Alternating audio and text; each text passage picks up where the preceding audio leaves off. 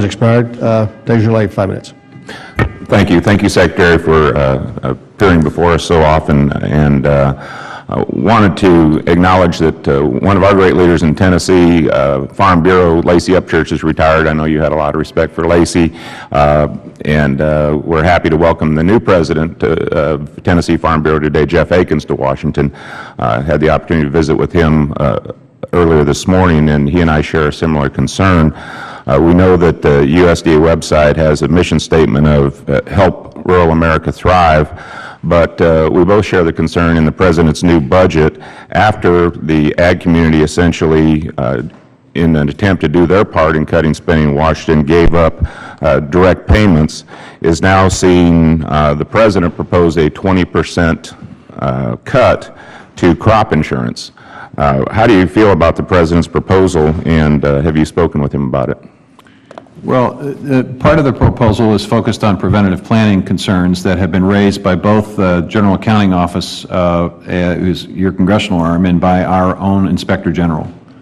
And so I think it's appropriate and necessary for us to be responsive to the concerns that are raised by these oversight and accountability organizations when they raise concerns about how that program is being run and the cost to taxpayers.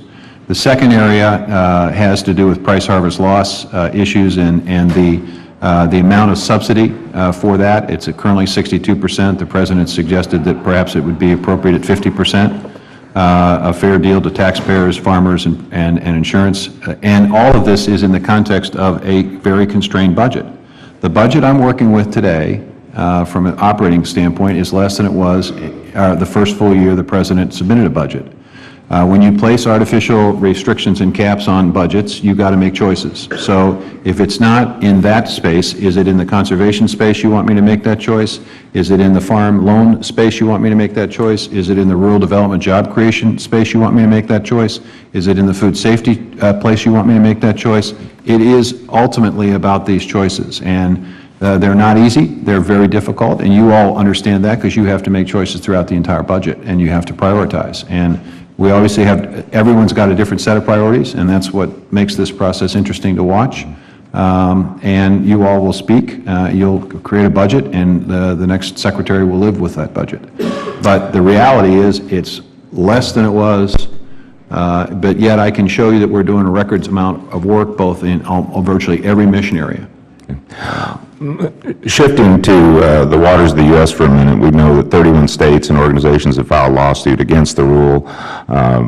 Associates who represent rural America, like the Farm Bureau, National Cattlemen's, National Corn Growers, National Pork Producers, U.S. Poultry and Egg Association, just to name a few, basically organizations that share the USDA's mission of helping rural America thrive, are all calling for the administration to scrap this rule, start over, and develop a rule with meaningful input from state and local stockholders. What input did the USDA have on this rule, or provide on the rule?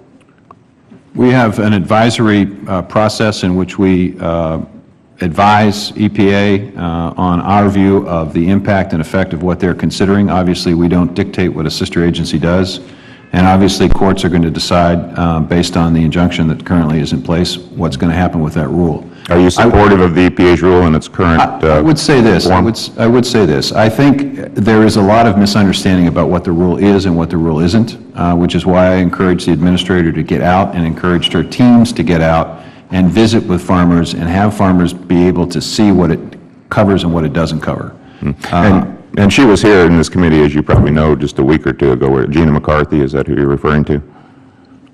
I'm sorry, what? Or were you referring to Gina McCarthy getting out? Yes. Okay. And her teams to basically create a situation in which farmers could bring information about their individual operations to EPA administrators so that they could say this is in, this is out, because there is, I think, some confusion. It's a very difficult circumstance, and I understand that farmers are very, very concerned. And I think if there was more communication there might be a little less concern. Okay, well, I think it's pretty clear that they've spoken the 31 lawsuits, all the organizations that have brought this forward. It is not very clear. Just the definition of a ditch could take an hour to go through. So, I mean, it's not clear, and you have the President's ear on this, and we would hope that representing the ag community, you would be on the side of all the stakeholders who have spoken so loudly to have this rule scrapped, and let's start over, because it was not done in a proper fashion through the rulemaking process. And I thank you for your time.